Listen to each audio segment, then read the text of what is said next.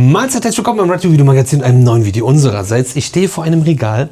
Wir sind in Berlin in einem Bunker und es gibt ein Thema, was in der Freizeitparkwelt ziemlich präsent ist, und zwar Feuerwerk. Und wir haben hier jemanden, der sich mit Feuerwerk auskennt, und wir reden einfach mal so basic für Idioten wie mich über Feuerwerk, was es alles gibt, was man so beachten muss und was einfach daran so geil ist. Und ja, den Rest werdet ihr jetzt erfahren, zusammen mit Patrick, der sich einmal kurz selber vorstellt, und dann quatschen wir einfach ein bisschen. Ja, hallöchen, bin der Patrick, bin sozusagen Großfeuerwerker, so nennt man das bei uns. Es gibt unterschiedlichste Typen von, wie man Feuerwerk ausüben kann. Es gibt den Bühnenpyrotechniker, es gibt den Großfeuerwerker, es gibt den SFXler, hier so Beispiel Alarm für Cobra 11, brennendes Auto auf der Autobahn. Genau, ich darf mich Großfeuerwerker schimpfen seit ungefähr 15 Jahren. Und ja, darf mit dem großen Zeug rumspielen, wo die anderen sich gerne die Finger nachlecken. Weil wir gleich wahrscheinlich nie wieder über den reden, aber der jetzt bei Cobra 11 da ganz viel Feuer macht. Das sind doch eigentlich nur Dudes, die einen Zünder haben, den riesen Benzinfass reinlegen und dann Benzin schlagartig verbrennen, oder? Es gibt unterschiedlichste Themen, aber ja, dort werden gerne so Benzinbomben gezündet. Kann ich euch auch grob erklären, wie das funktioniert. Im Endeffekt ist es so ein Mörser, den wir auch benutzen, wo Großfeuerwerksbomben, diese sogenannten Kugelbomben, verladen werden. Dort wird im Endeffekt ein Schwarzpulversäckchen reingetan und ich sag mal ein Beutel mit viel Diesel, Benzin, whatever. Gibt es unterschiedlichste Themen und das wird dann zur Entzündung gebracht und dann entsteht diese klassische Explosion des Feuerballs. Witzig. Darf ich aber nicht. Ach, natürlich nicht. Nee, dazu braucht man den SFX-Schein und das ist ein gesonderter Lehrgang. Ja, könnte man machen. Ja, aber brauchst du wahrscheinlich eher weniger. Ich will Großfeuerwerk machen. Wo sind wir jetzt hier? Wir stehen ja erstmal für euch stehen wir random vor irgendwelchen Regalen und es könnte ein Keller sein. Genau. Also alles, was natürlich der Natur der Explosivstoffe ist, braucht natürlich einen Lagerraum oder eine Lagerstätte, die zugelassen ist. Also wir befinden uns hier in einem sogenannten Hochbunker, der zugelassen ist für Pyrotechnik der Klassifizierung bis 1.3G. Feuerwerk wird in unterschiedlichen Klassen klassifiziert, kann man jetzt grob mal so für den Laien sagen, in, ich sag mal, extrem explosiv und nicht so extrem explosiv. Fängt an bei Tischfeuerwerk. Tischfeuerwerk ist klassifiziert in 1.4S. Ist so die Spielzeugkategorie, in Anführungsstrichen. Dann gibt es das 1.4G, das ist so dieses Batteriefeuerwerk, dieses Kinderfeuerwerk, dieses Kategorie 1 Feuerwerk, Kategorie 2 Feuerwerk. Und dann wird es schon größer, dann gibt es das 1.3G und das sind so Feuerwerke in der Kategorie bis zu F3 und auch was in F2 noch so ein bisschen ist, aber was so mehr Explosivmasse drin hat. Also du hast mehr NEM, mehr Schwarzpulver, mehr Sterne etc. Das wird dann schon 1.3G klassifiziert und bis dahin dürfen wir hier lagern. Bis zu der Klasse, aber auch nur in bestimmten Etagen. Wir sind hier dreigeschossig unterwegs. Das darf nur in der untersten und in der obersten Etage gelagert werden. In dem Mittelteil darf nur 1.4G gelagert werden. Um das Thema nicht ganz zu strapazieren, wie viel dürfen wir hier lagern? Wir dürfen hier lagern bis 9,9 Tonnen Netto-Explosivmasse. Das heißt reines Pulver. Wie geil finden das eure Nachbarn? Bis wohin gehen diese Klassen dann noch?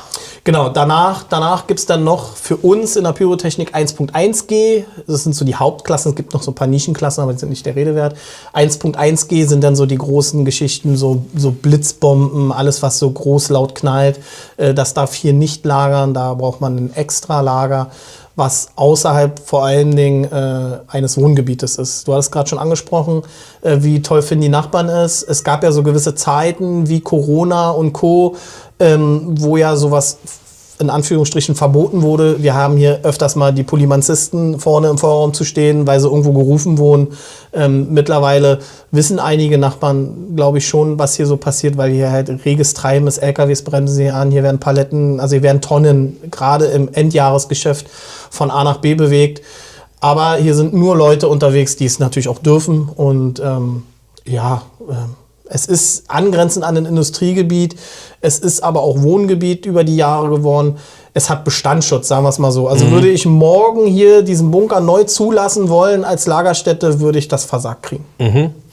Das ganz Große ist wahrscheinlich, was man aus Reportagen kennt, wenn die auf irgendeinem alten Hangar sind, Flugplätze, wo sie dann da die Bunker oder Hangar nutzen. Genau, alte Militäranlagen, erdüberwallte Themen, so eine Geschichten. Aber auch da ist Mangelware, also Lagerstätten zu finden oder neu zuzulassen, ist recht schwierig. Wenn denn, genau, also es ist halt echt schwer, Lagerstätten zu finden, die neu zuzulassen. Du schaffst so maximal so eine Leichtbauhalle irgendwo, wenn du die irgendwo auf dem Feld stellst. Und die, damit die im Gesamten wegfliegen kann. Nein, genau. Aber da kriegst du meistens nur eine 1,4 Zulassung. Okay. Und auch da ist wieder diese Hürde, 9,9 Tonnen. Da gibt es auch 2 Klassen, 9,9 Tonnen. Da macht es das LAGEZI, Landesamt für Arbeitsschutz. Ist es in Berlin. In irgendwelchen regionalen anderen Örtlichkeiten macht es das Rathaus, was auch immer. Also irgendein Landesamt für Arbeitsschutz auf jeden Fall muss da die Hand drauf haben. Und alles, was da drüber geht, also willst du noch mehr Action lagern, weil 9,9 Tonnen ist eigentlich nicht viel. Brauchst du eine Zulassung nach LIM, also hier mit Landesemissionsschutz und bla. Also da müssen noch mehr Bürotäter dran wirken und das ist Papierkrieg. Das will keiner. Also da sind schon einige dann gescheitert. Dann in so einer Menge vorhanden ist, wenn da was schief gehen würde, wäre es halt allgemein problematisch. Auch bei 9,9 Tonnen wird es hässlich. Also hier wird jetzt nicht das Dach wegfliegen. Also wie gesagt, wir haben ja einen Hochbunker von 1942. Der wird einmal so breit, so. Genau, der würde einmal kurz die dicke Backen machen, aber der würde stehen bleiben, weil du hast halt Ausblasöffnungen, die können wir uns nachher mal angucken. An den in den Sprengkammern, so heißt das hier, gibt es sogenannte Ausblasöffnungen und die würden halt kurz mal, da wird mal eine Stichflamme rauskommen und das wär's. Ja. Das ist ja crazy. Also die Wände sind hier, weiß nicht, 1,50 Meter dick. Ist ja immer noch ein Bunker. Ist immer noch ein Bunker. Genau. Also wenn du einen Bunker baust als Staat und da kann jemand mit der Silvesterrakete durchschießen, ist halt jetzt nicht so viel Bunker. Genau. Was bei normalen Lagerstätten natürlich was anderes ist. Ne? Also wenn du, ich sag mal, zeitgenössische Sachen, die jetzt aktuell irgendwo zugelassen werden, beste Beispiel ist hier Röder Feuerwerk. Das ist einer der größten Online-Shops mit unter den Top 3. Wenn der da so eine Leichtbauhalle baut, weil der viel kommissioniert und Online-Versand macht und etc., naja, der hat halt nicht so einen Bunker. Ne? Also der hat halt eine zugelassene Lagerhalle halt. Ne? Auf einem irgendwo einen Acker mit einem großen Zaun drum und Videoüberwachung. Das ist halt, ja. Was lagert ihr hier alles? Das ist ja quasi eher so eure Werkstatt hier? Sowohl als auch. Also wir befinden uns jetzt hier in meiner Werkstatt, wo halt mein Equipment lagert, weil auch das ist, da kaufen sich andere mittlerweile große Autos für. Wir bewegen uns mit der Zündtechnik wirklich im großen 5-stelligen Bereich mittlerweile, weil wir halt nicht das klassische Kirmesfeuerwerk schießen. Natürlich schießen wir das auch. Wir sind halt breit aufgestellt. Ne? Also wir schießen, sage ich mal, von der klassischen Hochzeit, wovon wir am meisten schießen, weil das am meisten gefragt ist. Ne? Ach, krass. Heutzutage gehört zu jeder guten Hochzeit ein Feuerwerk, gefühlt. Ich war wohl noch nicht auf so vielen guten Hochzeiten. Da kanntest du mich noch nicht. Heißt ja nicht, dass ich zu einer Hochzeit mein eigenes Feuerwerk mitbringe. Ich schieße dieses Jahr tatsächlich für einen Feuerwerker, der selbst Feuerwerker ist. Der hat mich gefragt, ob ich halt zu seiner Hochzeit das Feuerwerk schieße, weil er halt ein bisschen Action will. Aber der hat halt extreme Vorstellungen, ne? Ist ja klar. Ach. Und du denkst dir so, ja, aber ich werde dich halt voll noch mehr wegblastern. Ich werde mich einfach hinstellen mit 2 Wunderkerzen. Nein, Quatsch. Nein, und wäre ein geiler Einstieg. Auch da gibt es coole Sachen, können wir nachher mal gucken. So Fail, also herausgeforderte Fail-Feuerwerke. Ja, Equipment. Also Equipment muss halt auch sicher lagern, weil machen wir uns nichts vor, es sind halt Werte, wo es einen schon manchmal echt schüttelt. Können wir mal Richtung Regal gucken. Also alles, was da unten, die orangenen Koffer, sind sogenannte Zündempfänger. Dann hier weiter links, ich habe ein bisschen Rücken. Ja, ich kann auch hier rüber gehen. Hier weiter links, genau. Das sind auch Zündempfänger mit weniger Zündkanälen, kommen wir gleich zu. Unten die schwarzen Kisten sind sogenannte Flamer. Kennt man. Du hast auch schon mal mit sowas rumgespielt, habe ich in dem Video gesehen. Da hattest du die Handkanone. Ich glaube, ich finde, nicht steht das. Dieser Hersteller, den du dort hattest, weil den hat nur ein Hersteller, ist die Firma Explo. Das ist ist eine Firma aus Österreich. Ganz coole Typen. Also nette Typen vor allen Dingen. Daher habe ich auch mein Equipment. Es gibt halt, sage ich mal, auf der ganzen Welt 20 Hersteller, die sowas bauen, sage ich mal. Und die aus Österreich, für die habe ich mich halt auch entschieden, ist jetzt, sage ich mal, nicht der Maybach und nicht der Ferrari unter den Zündtechniken, aber ist schon der Porsche.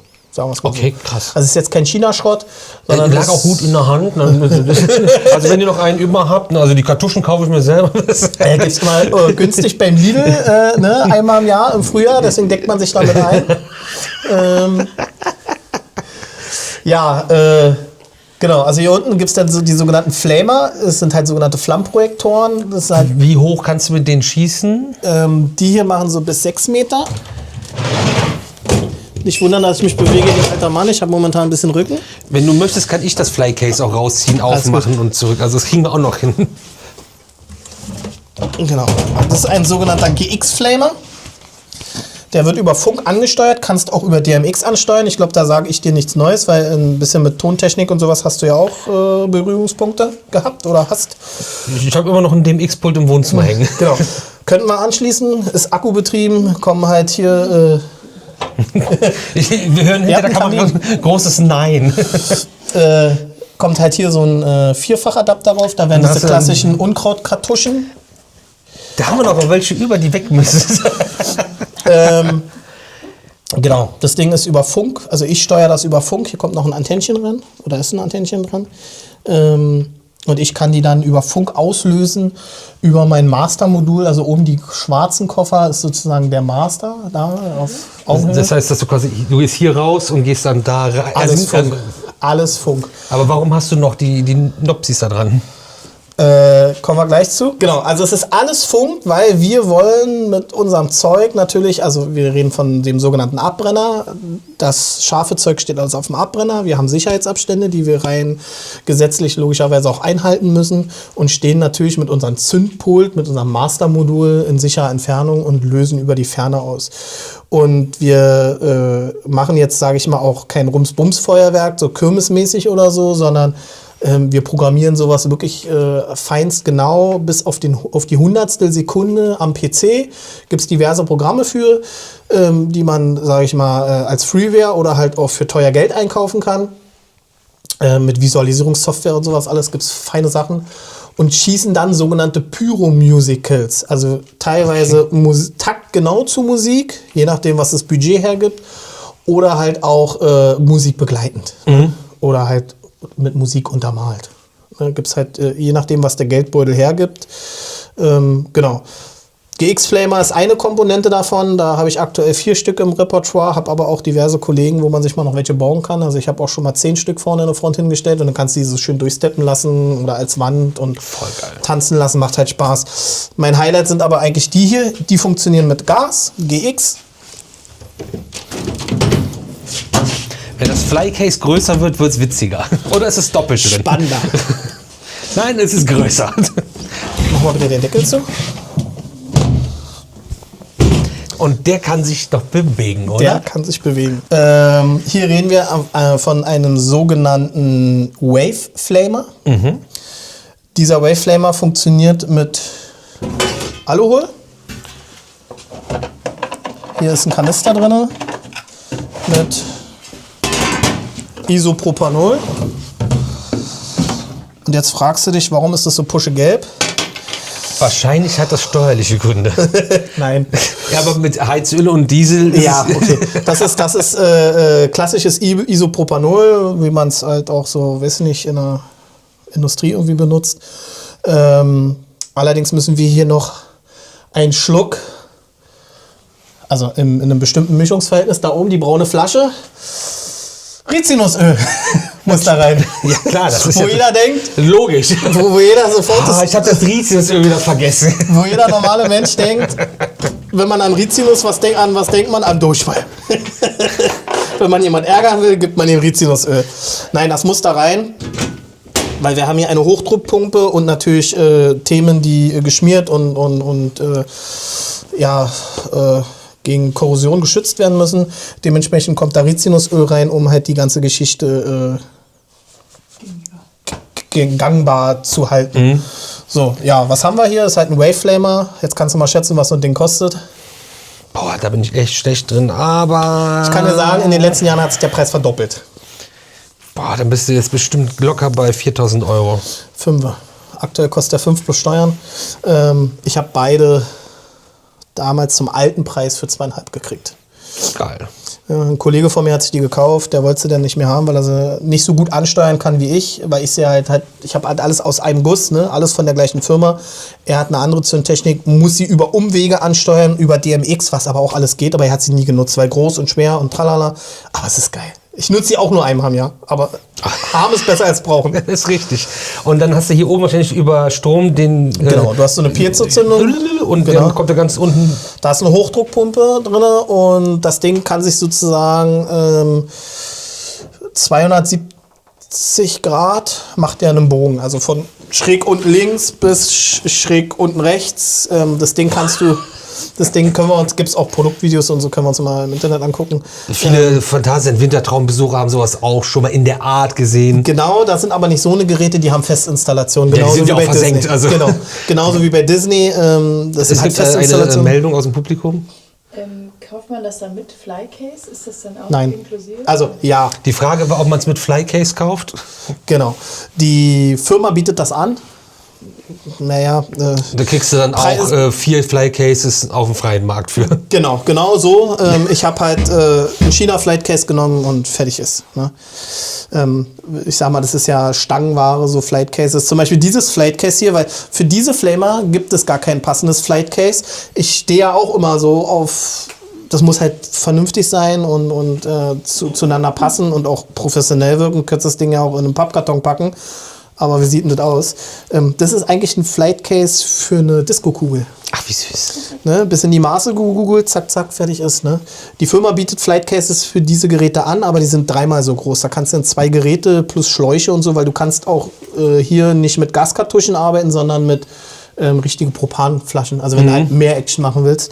Wenn ich jetzt hier 2, also standardmäßig sind 2 Kartuschen da dran, schaffst du, wenn du nur so Feuerbälle machst, schaffst du um die 100 Feuerbälle. Und das reicht für so ein 10-minütiges Feuerwerk. Da brauchst du jetzt nicht immer fetten Propanflaschen da. Aber wenn ich jetzt zum Beispiel als Schausteller bei meiner Geisterbahn das vorne hinhänge, dann mach ich die Da Flasche hast du ganz dran. oft sowas, genau, die sind halt fest installiert. Da hast du dann eine Flasche dran, die du hinten aufdrehst. Und ich habe die Akku-Variante, die gibt es halt auch als 230-Volt-Variante. Die steckst du normal ran und hast keine Probleme. Ich muss mal gucken, ob ich noch Bilder habe. Der Moviepark oder Warner Brothers, die hatten ja diesen riesen Feuerball früher. Das ist Gas. Und das geht, Alter, das sind so Dinger, die da hochgehen. Es läuft ja schon viele Jahre nicht mehr, aber das war so beeindruckend, das war Backstage zu sehen. Sind beide aus der Hose gerollt. Und das ist das, was ich ja vorhin schon mal off-cam erzählt hatte. Mein Traum wäre, sowas mal bei Disney im Magic Kingdom in Orlando Backstage zu sehen, diese ganzen Festinstallationen, die da haben. Aber es ist halt, da kommst du nicht ran. Ne? Es ist halt ein Riesenkonzern. Was siehst du als Profi da, was wir nicht sehen, was so unglaublich beeindruckend ist? Also erstmal, klar ist das Feuerwerk für jeden beeindruckend, der das sieht, aber du hast ja ein anderes Auge dafür. Was ist bei Disney zum Beispiel das unglaublich krasse, was dir auffällt, ohne es jetzt natürlich im Detail zu wissen, aber wo du Vermutungen hast? Ich sehe es mit zweierlei Maß sozusagen, weil ich halt auch aus der Logistik komme. Also ich mache das hier alles nur nebenberuflich, muss man dazu sagen. Ich bin hauptberuflich in der Logistik unterwegs und alleine so dieses ganze Logistische dahinter, dass du jeden Tag den gleichen Bums da zaubern musst. Ne? Ja, Logistik ist ja die richtige Ware in der richtigen Menge und der richtigen Qualität zur richtigen Zeit am richtigen Ort. Sehr gut aufgepasst. Hausaufgaben gemacht. Das sind die Leitsätze eines Logistikers, genau. Nein, einfach, dass du da jeden Tag zu 100% das Gleiche abliefern musst. Ne? Also das ist so die Disney-Magie, wie sie sagen, aber das ist halt einfach pure Logistik. Da wirklich jeden Tag halt abzuliefern und das ist schon phänomenal. Ne? Und die ganzen Installationen, die dahinter sind, also wo ich da war, ich gehe dann natürlich mit einem anderen Auge durch. Ich gucke halt, versuche mal irgendwo hinter der Mauer zu gucken, um irgendwo was zu sehen. Okay, da ist eine Düse, da guckt ein Kabel vor. Also man sieht schon was, wenn man was sehen will. Ne? Oder auch vor allem, wenn die dann durch sind und alle den Park verlassen, siehst du ganz viele Stirnlampen an ganz komischen Stellen auf einmal rumklettern. Richtig. Und die benutzen ja ganz, ganz viele Themen. Kann ich euch gleich mal zeigen, wenn wir dann in die Räume gehen, wo halt das Material lagert. Von irgendwelchen Jets, Fontänchen und so. Das sind Sachen, wo einfach nur einmal kurz 3 Meter macht und dann sind einfach mal 15 Euro weg. So, und dann fragt man sich, warum nimmt denn Disney 200 Euro Eintritt? Ja, aber alleine die Show etliche Tausende Euro kostet jeden Tag. Ja, die ist ja auch im mittleren fünfstelligen Bereich. Richtig. Ein Feuerwerk. Richtig. Und, am Tag. Und manchmal machen die 2 am Tag. Richtig. Pro Park. Genau, also equipmentmäßig kann man da auch von bis, ne? Also der gemeine Feuerwerker ist, sage ich mal, eigentlich nichts anderes wie ein besserer Handwerker, ne? Das ist ja ein Handwerk. Du kannst ja alles irgendwie selber klöppeln aus irgendwelchen Holzbrettern, Kabelbindern, ne? Also improvisieren ist da Nummer 1. Das höchste Gebot ist da natürlich immer die Sache der Sicherheit. Also jeder Artikel bei uns in der Pyrotechnik muss gesichert sein, weil es kann ja auch mal, ich sag mal, ein Ölläufer oder eine Fehlcharge oder was auch immer sein, ne? Weil es ist halt in der Regel chinesische Handarbeit zu 80-90%. Wenige Produkte kommen so aus dem europäischen Umland. Italien, Spanien, so, da kommen so die Leckerlis her. Da Aber krass, gefühlt, wenn es dann so zum Jahresende hingeht und die Reportagen im Fernsehen laufen, sind sie alle nur in deutschen Wäldern, in irgendwelchen Hangar und da sind die beiden großen Brands aus Deutschland und da wird von Hand alles zusammengeknüpft und das wird einem in dieser Reportage irgendwie so vermittelt, das kommt alles, was wir beim Lidl kaufen, kommt daher. Nein. So wirkt es auf mich auf jeden Fall als Konsument ohne Ahnung.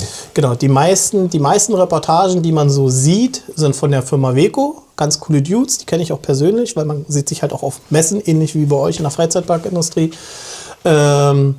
Die sehe ich jetzt zum Beispiel im Mai. Da gibt es ein Vorschießen in Thüringen, wo ein Kollege von mir, ist wie so eine kleine Hausmesse, wo so eine Handvoll Importeure ihr Zeug vorschießen, wo dann Pyrotechniker hinkommen können und sich dann die Produkte anschauen. Ne? So eine Also ein Vorschießen ist so eine Demonstration. Von Produkten. Hallo, wir sind Weco und ihr seid Disney, Universal und ja, so groß nicht. und Potspark und auch noch nicht mal. aber der Chefeinkäufer von Lidl. Nee, auch nicht. Noch nicht mal. Viel, viel niedriger. Wer kommt da überhaupt? Warum sind wir nicht da? Da können sogar wir hingehen. Genau, lokale Pyrotechniker gehen da hin und der Herr Müller, der Herr Meier, der Herr Lehmann und der Herr Schulz. Genau. Es ist relativ klein, also eher die kleineren Dudes, die lokalen Pyrotechniker, weil die Großen machen ihre Rahmenverträge ja ganz woanders. Also so ein Lidl und so, klar. Lidl war ein dummes Beispiel, ja. Weil Lidl kriegt ja jede Filiale in 20-Fuß-Container vor die Tür gesetzt mit eigener Zaun, Kamerageschichte und allen. Also wenn man so Mühe die Augen aufhat im Alltag, denken sie, Lidl, alles klar, ihr habt es auch durchgespielt. Aber so eine Verträge werden meistens auf der Spielwarenmesse in Nürnberg, die war jetzt gewesen. Ja, ich würde auch natürlich Pyrotechnik auf der Spielwarenmesse kaufen. Also ist das im Stadion gar nicht mehr so schlimm, das ist Spielzeug. Genau.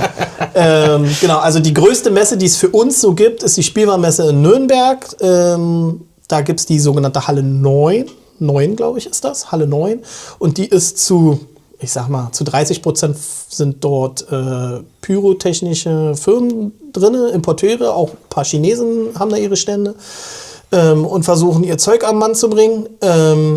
Und der Rest ist so, du glaubst gar nicht, wie viele Luftballonbuden es gibt und so Faschingszeugs. Also so diese klassischen, was du so aus den USA kennst, wenn die dann da zu Halloween ihre Scare-Figuren so, die dann so springen und so, die du auch im Walmart zu kaufen kriegst für $200.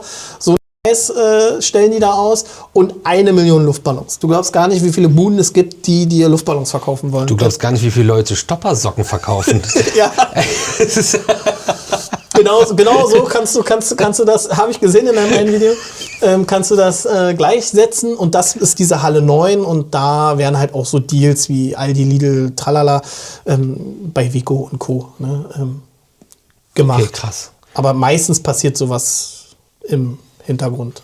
Aber die sind wahrscheinlich auch dann, diese Chefeinkäufer, die Großen, denken sich, okay, ich habe das Video gesehen, das finde ich schön und oder noch nicht mal das wahrscheinlich. Gar nicht. Die gehen hin zu Mr. Weco, zum Einkäufer, lassen sich dann da den Chefverkäufer kommen und dann wird da halt verhandelt, okay, was willst du, was brauchst du, was hast du, und die Firma schlägt ja vor, was Gutes, und dann werden da die Preise am Tisch ausgehandelt, ne? Und da geht es ja wirklich um jeden halben Cent, der da verhandelt wird.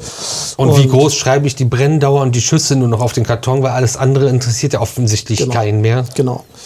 Und das ist das, was uns Feuerwerkern, also ich sag mal, fast alle Feuerwerker, die es so gibt im deutschen Raum, machen auch einen Silvesterverkauf zum Ende des Jahres, in den 3 Verkaufstagen.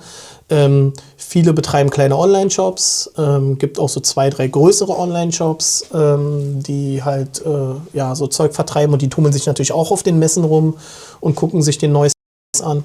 Und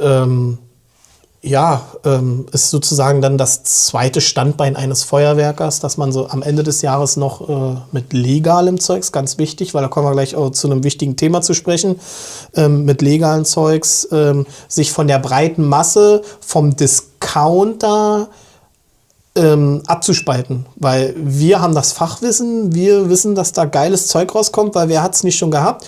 Kaufst beim Aldi eine Batterie, 100 Schuss, 60 Sekunden, und dann kommen dann nur irgendwelche Leuchtkügelchen raus, und ja, das ist ganz schön, Leuchtkügelchen. Ja, der eine ja, der andere nein. Uschi liebte. Und Bienen, wir brauchen mehr Bienen. Bienen braucht das Land. Ja, auch sowas ist zum Beispiel mehr oder weniger, stirbt sowas aus, so dieses ganz kleine... ja, wie was man mit so einer Bienenbatterie? Gibt es. Warum? Da müssen wir gleich noch klären. Batterie in Anführungsstrichen, können wir uns gleich mal angucken. Es gibt ein sogenanntes, hat die Firma Explo, glaube ich, mal rausgebracht. Explode. So ein Bienenbrett. Da hast du halt so, weiß nicht, 10 Bienen drauf, und dann zündest die an und dann gehen so 10 Bienen gleichzeitig hoch. Wie so ein Schnapsmeter, weißt du? Ja, so was ist das. Weil es ist relativ schwierig, natürlich so eine Biene in so eine Batterie, also in so einem Tube, so ein Rohr halt reinzukriegen. Aber es gibt halt Effekte, die so aussehen wie eine Biene. Es gibt zum Beispiel abbiegende Kometen. Da fliegt der Komet hoch und auf einmal pfeift er nach links oder nach rechts. Ja, das kenne ich. Dann gibt es so Soundgeschichten, wo du irgendwelche Hummer-Effekte, Pfeifeffekte, Kreischeffekte drin hast, Wirbel, alles sowas. Das hat ja auch so einen Charakter von der Biene. Aber so diese klassische große Biene, wie man so von früher kennt, so die dann so hochfliegt, kurz ausgeht, dann nochmal so eine zweite Stufe zündet, kommt jetzt wieder. Die Firma Funke ist eine Firma, die sich seit Jahren mittlerweile das auf die Fahne geschrieben hat, wieder mal so alte Sachen wieder neu aufzulegen, weil die einfach so eingeschlafen sind. Ja, die Biene war doch der einzige Grund, warum das Sortimentfeuerwerk überhaupt verkauft wurde. Da waren 2 Bienen drin, der Rest, ja, mein Gott, speisen Kamin. Ja, so diese klassischen Böller zum Beispiel, so diese, ich nenne sie immer ganz gerne die rote Pest, oder halt auch wir in der Szene nennen das gerne immer die rote Pest. Dieser klassische D-Böller, der heutzutage nicht mehr knallt, sondern nur noch Piff macht. Da hat der liebe Malte von der Firma Funke, so heißt er, hat sich da das mal so zur Brust genommen und sich als Aufgabe auferlegt, wieder diesen klassischen geilen Schnipselböller, so nennen wir das, die sind von Hand gerollt, diese Böller, und von Hand gekrimmt, und da ist nicht irgendwie ein Ton oder so reingestopft, sondern ist auch noch ein Böller, der knallt, und wenn er knallt, das Konfetti entsteht, also das ist der Schnipselböller. Was ist heute? Du zündest an, es macht Piff und hast so rote Erde auf dem Boden. Mit so einem Loch in der Pappe maximal noch. Genau. Und heutzutage nutzt man halt diese klassische grüne Zündschnur, diese sogenannte Visco für die Böller. Und früher hast du wirklich gedrehte Papierlunte, das war so ein Seidenpapier, wo Schwarzpulver drin war. Ach. Und das hat er sich zur Aufgabe gemacht, kann ich drüben gleich mal zeigen, die wieder neu aufzuerlegen. Jetzt muss man aber auch sagen, ja, sowas kostet Geld. Ne? Ja, das klingt halt wie, Handarbeit. Wenn ich mir jetzt auf Kuba eine Zigarre kaufe. So in der Art ist das auch. Und der liebe Malte hat da wirklich sehr viel Arbeit, Schweiß und Geld reingesteckt. Also man muss wirklich sagen, ist auch einer, der, sag ich mal, von einem unteren Sektor kommt, wie soll ich sagen, also der war früher selber mal Feuerwerksenthusiast, hat auch viel rumgeexperimentiert und gefummelt und gemacht und vielleicht auch manchmal nicht ganz so, ne? Und hat dann irgendwann gesagt, nee, er hat Bock drauf, und ist dann irgendwann nach China und hat dann selber ein bisschen Geld in die Hand genommen, hat dort importiert, und der hat halt sehr viel praktische Erfahrung, also auch so was Chemikalien, Zusammensetzung und so. Und dann setzt er sich wirklich in China hin, geht in die Fabrik, macht dann einen Deal und baut denen das vor und sagt so, und jetzt Attacke. Und ist dann aber auch rigoros dahinterher. Da kommt der Deutsche dann wieder durch. Also es gibt, glaube ich, keine Fabrik, wo kein Foto von ihm hängt und sagt, lass den hier nicht mehr rein. Weil der halt mit seiner deutschen Gründlichkeit, sage ich mal, teilweise dort schon verbrannt ist. Weil der halt Qualität will. Ne? Und was sagt der Chinese? Der sagt sich, ist mir egal, du musst bei mir nicht kaufen. Ich verkauf's am Ami fürs Dreifache. Krass. Krass. Früher war es noch so, also hast du in China, also muss man leider sagen, die Chinesen verarschen einen.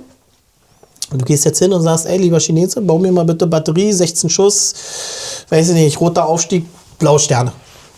Einfach, ne?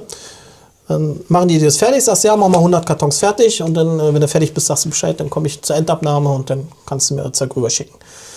Manchmal, also du kannst das vor Ort machen, du kannst es aber auch, sage ich mal, remote machen. Ne? Und dann schicken sie das einfach und dann machst du eine Zulassung drauf und so, was du alles so brauchst. Und dann kommt es hier an und dann sagst du, ey, ich teste mal so ein Ding und ich wollte doch rote Sterne und oben blau und auf einmal sind da keine roten Sterne drin, sondern gar keine und oben ist anstatt blau ist grün. Und dann konfrontierst du die damit und dann, naja, ja, entweder reagieren sie gar nicht. Wenn du vor Ort bist, sagen sie dann, ja, ist wegen der Luftfeuchtigkeit oder du stehst zu weit weg. Also da gibt's, dadurch, dass ich Kollegen habe, die da halt sehr viel mit zu tun haben, hört man immer die wunderbarsten Geschichten. Und da musst du halt wirklich immer wieder dabei sein, während der Produktion auch mal ein paar Samples zu ziehen. Dann gehst du wirklich hinter die Fabrik, steckst die Dinger an, guckst es dir an und wenn es halt Kacke ist, dann geht das Zeug zurück. Ist halt aber schon geil, wenn du, ich komme mal kontrollieren.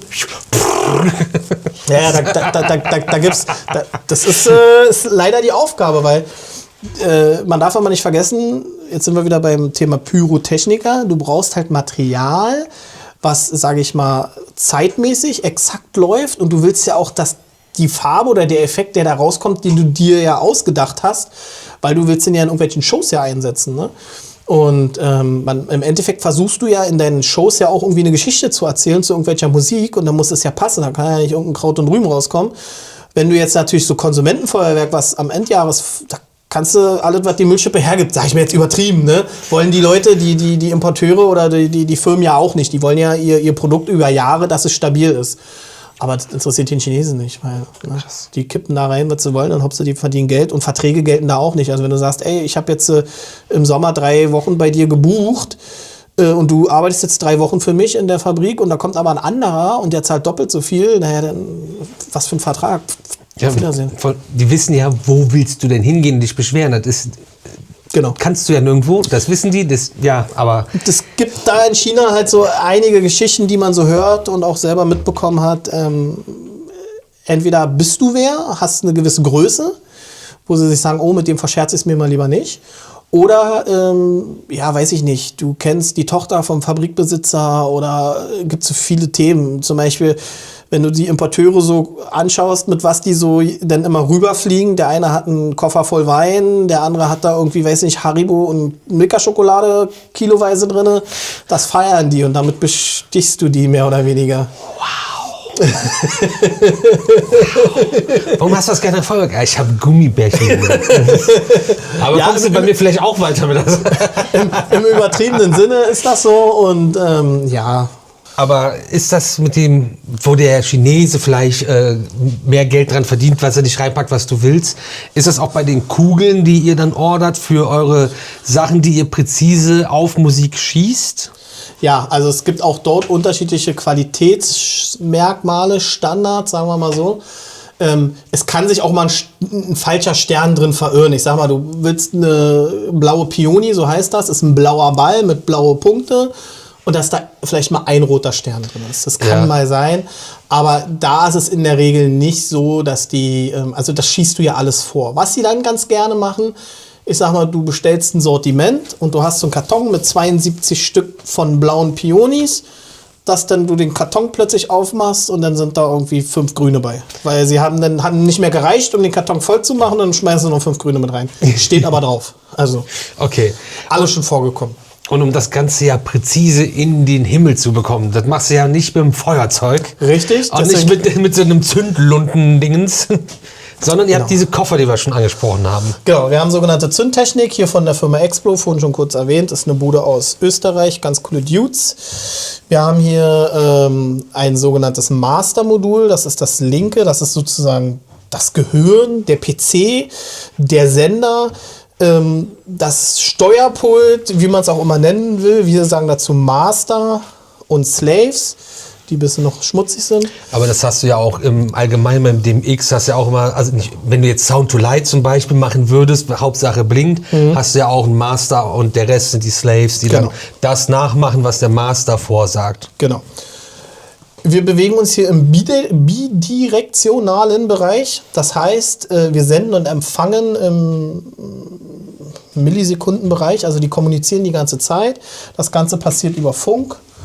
Wir haben hier sozusagen, der Master hat ein Antennchen und du kannst jetzt x-beliebig viele Empfänger, Slaves, Module, DVB-T-Antennen. DVB-T-Antennen auf deinem sogenannten Abbrenner verteilen. Wer es vielleicht kennt, Pyronale hatten wir vorhin schon mal erwähnt. Das ist so ein World Championat hier bei uns in Berlin. Dann gibt es bei Hannover die Herrenhäuser Gärten. Das sind so Events, größere Events oder die Pyro... Nicht Thalia? Mania. Nee. Games. War ein guter Die Pyro Games, genau.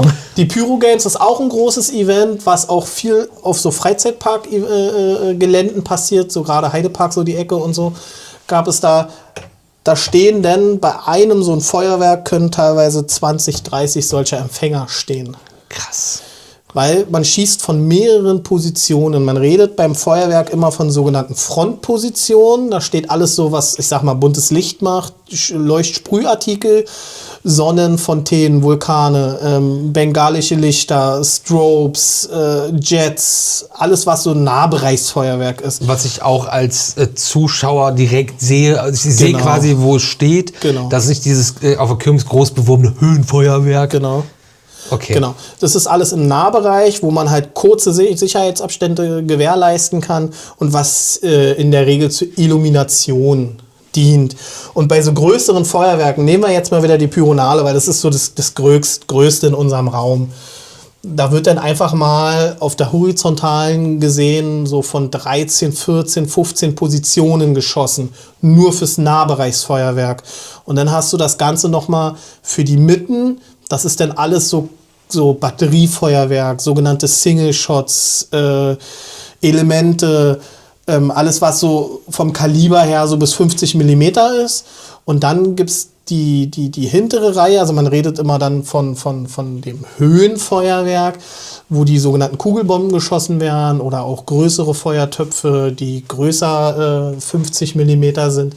Die stehen dann ganz hinten und dann rechnest du mal einfach zusammen, wenn wir jetzt so sagen, okay, wir haben 15 Fronten, dann kannst du auch 15 Mitten und vielleicht hinten bei den Bomben hast du vielleicht 5 Positionen. Wenn du ein Riesenfeld hast und dann schießt du halt da mal so ein Pyro-Musical. Das ist so die Königsdisziplin. Und dann stehen da halt einfach mal, weiß nicht, so 40 so eine Empfänger. Je nachdem, was du machst, weil du hast hier jetzt, wenn wir jetzt diesen Empfänger uns mal anschauen, du hast 70 Kanäle, sogenannte Cues. So, ich kann jetzt hier 70 Mal sagen, Zündung. Aber ein Cube kann ja x-beliebige Effekte beinhalten. Genau, ich kann damit eine Bengale zünden, Oder- dann geht da einmal rotes Licht an. Oder ich kann auch eine Feuerwerksbatterie zünden, die 100 Schuss hat und eine Minute läuft. Je nachdem, wie man haushaltet und was man will. Aber wenn man in dieser Königsdisziplin bei der Pyronale unterwegs ist, dann schießt man keine Feuerwerksbatterien. Dann schießt man Sachen, auf die man sich verlassen kann. Das sind sogenannte Single-Shots, also One-Shots. Da kommt dann halt nur ein Schuss raus, aber der kommt auf dem Hundertstel. Denn so bengalische Lichter und diese Kugelbomben, weil die schießt man maximal als Stränge, können wir uns auch gleich nochmal angucken. Aber in der Regel verzündert man oder bezündert man die einzeln, dass die wirklich taktgenau kommen, ne? Weil wir müssen das auch wirklich mathematisch berechnen. Ja, du hast ja wahrscheinlich irgendeine Art von Delay zwischen ich funk hier hin, das Funksignal wird empfangen, geht da rein und geht dann an die Stelle, wo was Ja, das ist aber ein Delay, was wir, sage ich mal, das ist so gegen Null. Unsere größte Hürde ist die sogenannte Steigzeit. Ich habe eine Kugelbombe, sage ich mal, die würde ich dann gleich mal aus dem Lager holen, die ich in den Mörser verlade, und sobald ich die zünde, ich sage hier Zündung, aber erst 2,3 Sekunden später geht die Oma am Himmel auf und macht den Effekt. Und das muss ich bei der Show, was man auf dem Laptop plant, berücksichtigen.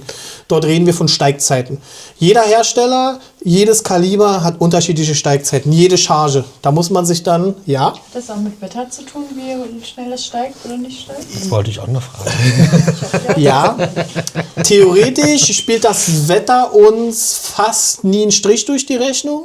Aber gibt es nicht bei unterschiedlichen Luftdrücken unterschiedliche Steigzeiten? Genau, also das ist aber auch dann wieder so minimal, dass das Einzige, was uns richtig doll durch einen Strich durch die Rechnung macht, ist Wind.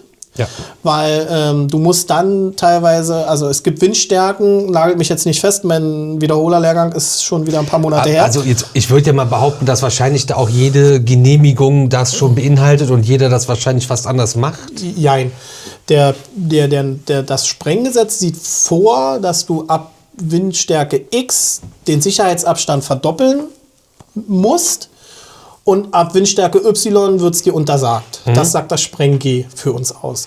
Alles andere, theoretisch, selbst eine Waldbrandstufe, interessiert uns nicht, weil die findet im Spreng-G keinen Anklang. Du kannst das als Auflage bei einer Genehmigung kriegen, aber jetzt gibt es auch wieder unterschiedliche Meinungen, aber das eine Gesetz schließt das andere nicht aus. Aber uns darf man das Feuerwerk nicht verwehren, weil, wie gesagt, die Waldbrandwarnstufe findet im Sprenggesetz keinen Anklang und wir sind selbst dafür verantwortlich. Wir sind versichert, und wenn wir das Kornfeld, was bei Herrn Müller da nebenan im Brand, bei, weiß nicht, 30 Grad im Sommer, dann ist das unser Thema, dann unser Risiko. Okay. Ja, sie dürfen uns das nicht versagen. Sie versuchen es immer, weil wir sind nicht genehmigungspflichtig, wir sind anzeigepflichtig. Ich muss 14 Tage vorher so ein Feuerwerk anzeigen beim ortskundigen Amt. Also bei dem einen ist es das Rathaus, bei uns hier in Berlin sind es Ordnungsamt des jeweiligen Bezirkes. Und dann sage ich 14 Tage vorher, hallo, ich komme dann und würde gerne dort schießen. Oder nee, nicht ich würde, sondern ich werde dort schießen. Und da gibt es halt so Formulare, die man ausfüllt. Und dann ist theoretisch gut. Aber die Ämter wissen es manchmal nicht besser. Und die Else aus dem einen Amt weiß es besser als die andere Else aus dem anderen Amt.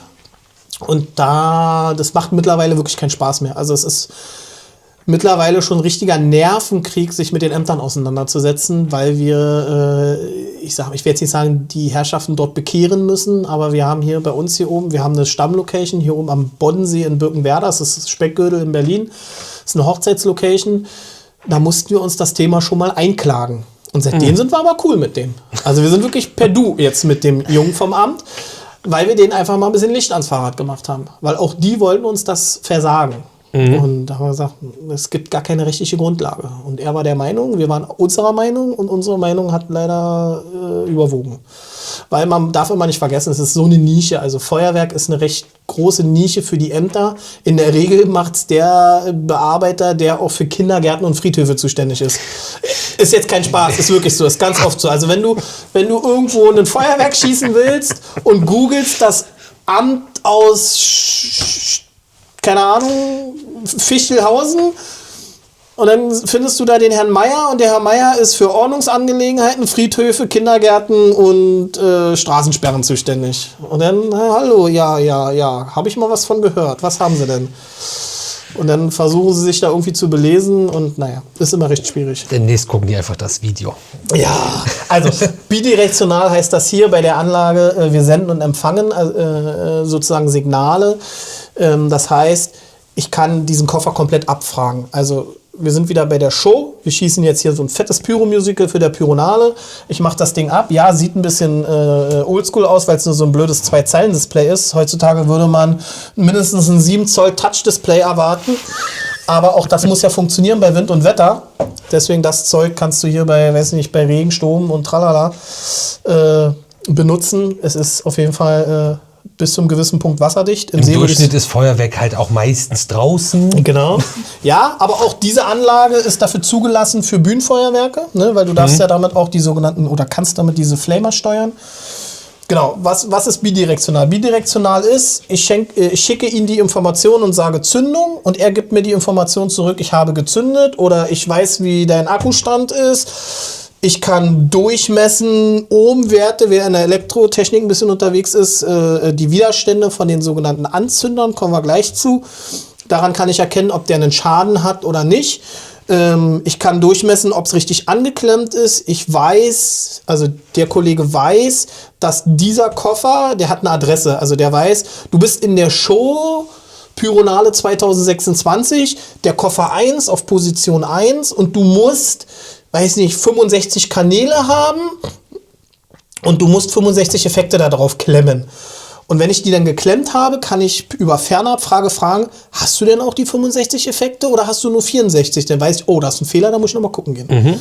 Das ist so dieses Thema bidirektional, dass ich auch halt gerade bei so einer Pyronale will man ja, dass wir zaubern ja Bilder am Himmel, dass ich da ja keine Fehler habe. Weil wenn ich sage, okay, ich habe einen Single-Shot, eine Lücke und einen Single-Shot, einen Single-Shot, wäre halt doof. Soll ja immer symmetrisch, immer schön, immer toll sein. Kann ich alles damit abfragen. Ist im Endeffekt, sieht zwar nicht so aus, aber es ist ein Computer. Ein sehr teurer Computer. Oh nein.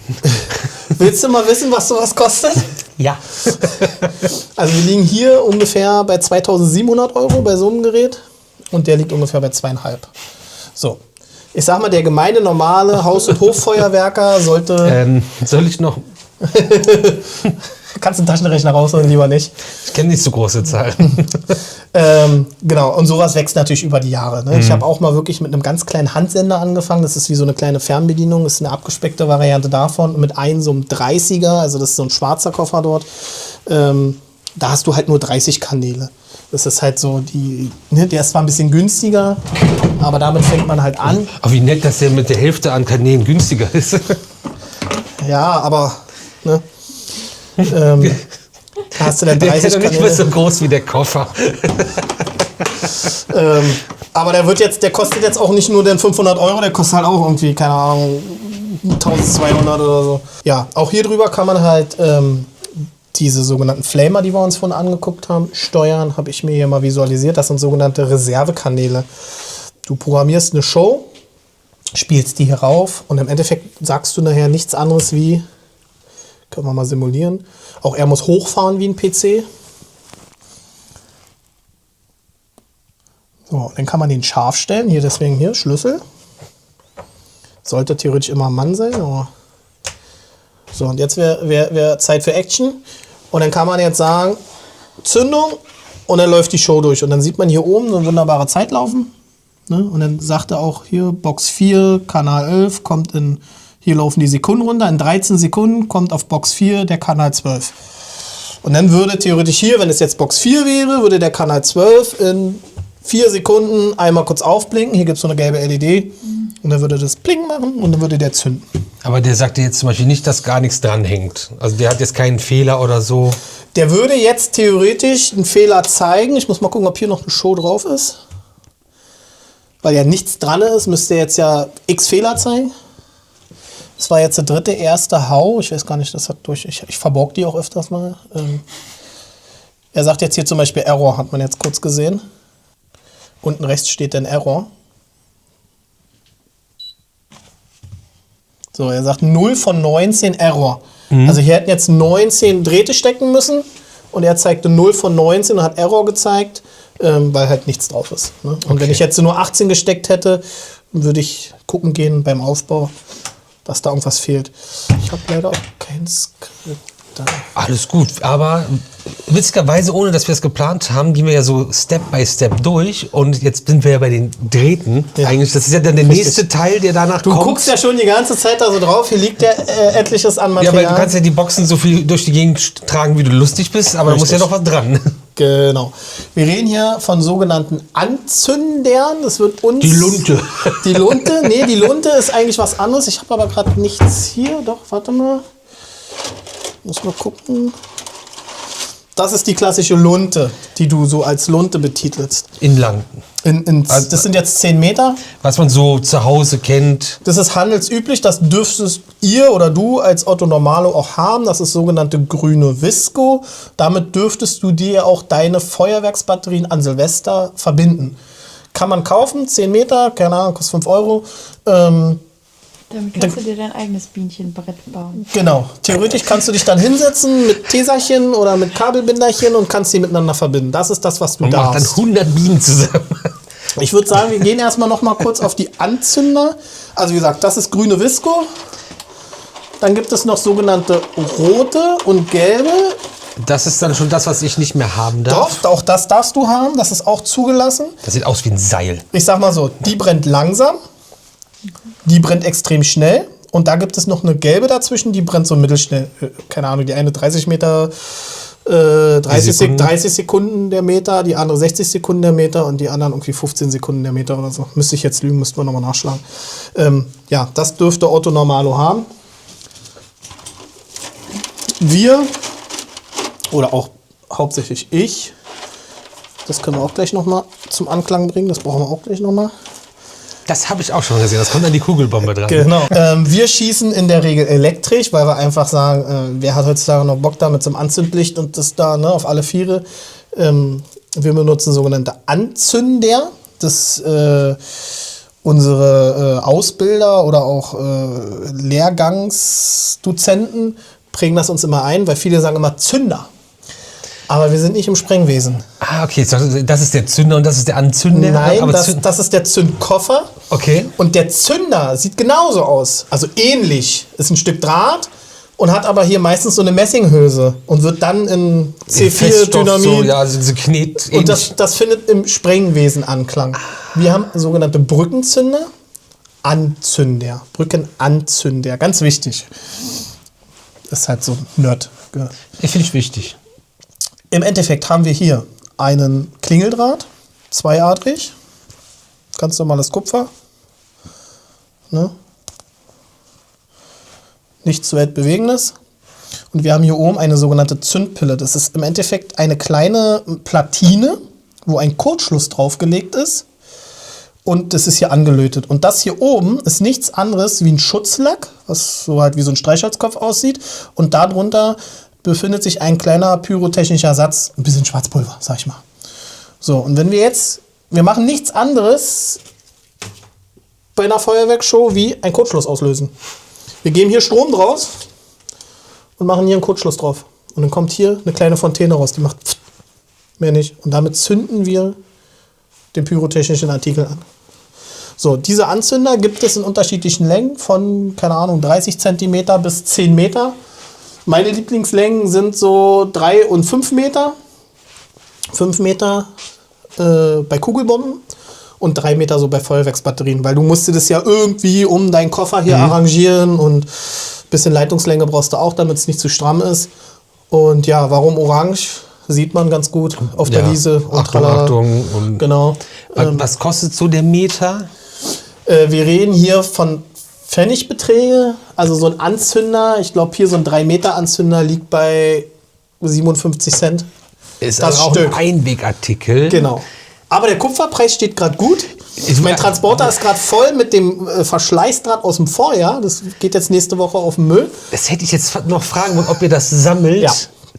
Es gibt Feuerwerker, voll die Kupferratte. Ja, es gibt Feuerwerker, die schmeißen es weg. Es gab auch schon große Events, wo dann so eine Knäule an Kupferschrott, Kabel in den Container geschmissen wurde. Ich habe einen Körper gemacht und habe das wieder rausgeholt. Weil es tut nicht weh. Ich habe die Möglichkeit, das Knäuel wird in die Ecke geschmissen, einmal im Jahr wird zum Schrott gebracht. Ja, Geld liegt auf der Straße. Das ist echt viel Geld. Und wenn man davon nur mit den Jungs, weil man muss dazu sagen, in der Feuerwerksindustrie ist das in der Regel so, man arbeitet mit sogenannten Helfern. Außer die großen Firmen, die haben ihre Festangestellten, aber so die kleinen Pyrotechniker arbeiten mit Feuerwerkshelfern. Du musst dazu 21 Jahre alt sein und ja, nicht ganz blöd in der Birne. Bock zum Arbeiten haben, weil es ist halt ein Handwerk. Viel schleppen, viel auf die Knie rumrutschen, ja, und irgendwelchen Zeug zusammenbasteln. Und dann zahlt man denen halt mal eine Runde Mackie oder mal Griechen oder was auch immer. Ne? Deswegen, das wird nie weggeschmissen. Also Kupfer ist Goldstaub. Es gibt auch Feuerwerker, gerade so die Feuerwerker der älteren Natur, die haben teilweise, wenn die lange Zünderlängen, haben die sich wieder aufgewickelt und haben den Draht dann wieder benutzt. Gerade wenn du nicht so viel Zündequipment hast und du, sage ich mal, wir reden da sozusagen von Durchschleifen. Also du hast nur einen Koffer, willst aber 3 Batterien gleichzeitig, dann bezünderst du die mit 3 Anzündern, aber schleifst die ein. Ne? Machst sozusagen eine Reinschaltung und dann kommt ein Draht hier rauf und dann Deine Dreier-Steckdose. Genau, meine Dreier-Steckdose. Weil dieser Koffer hier hier steht es im Deckel, dieser Koffer kann bis zu 25 A-Zünder in Reihe und 5 parallel geschaltet. Also der hat so viel Bums, da sind Kondensatoren und Akkus und so drin. Der hat so viel Ausgangsleistung, dass der halt bis zu 25 Zünder gleichzeitig. Meine Faustregel ist immer, weil ich immer auf Nummer sicher gehe, nicht mehr wie 10. Also 25 an einem Pinöpel und 5 Pinöpel gleichzeitig, Max mit 25. Max. Sozusagen, ja. Da ist richtig Dampf hinter. So. Nächste Anzünder, Anzündmaterial. Die nächste Station nach dem Draht, bevor es Genau. irgendwo hinfliegt.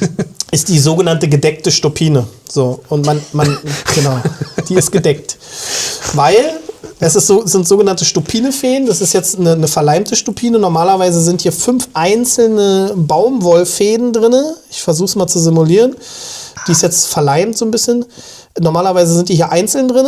Und es ist ein Baumwollfaden, der mit Schwarzpulver bedampft ist. Ne? Also wenn ich hier so ein bisschen dran reibe, sieht man, das ist halt Schwarzpulver. Ne? So. Das sieht übrigens viel krasser, professioneller aus als eine Kordel mit Schwarzpulver einfach nur. Wenn ich dieses Stück jetzt nehmen würde und wir würden das jetzt anzünden, würde es so dieser klassische Western, hat man vielleicht gesehen, so dieses Holzfass mit dem Schwarzpulver. Wo es ewig dauert. Wo es ewig dauert, ne? Ich sag nur Komodo 3000, wer das Video kennt, da haben sie es auch gemacht. Es brennt sehr langsam, sehr träge, weil Schwarzpulver ist sehr träge. Packe ich es aber hier in so eine Papierhülse und dann machen wir eine gedeckte Stopine daraus, was ja vom Hersteller schon so kommt, ne?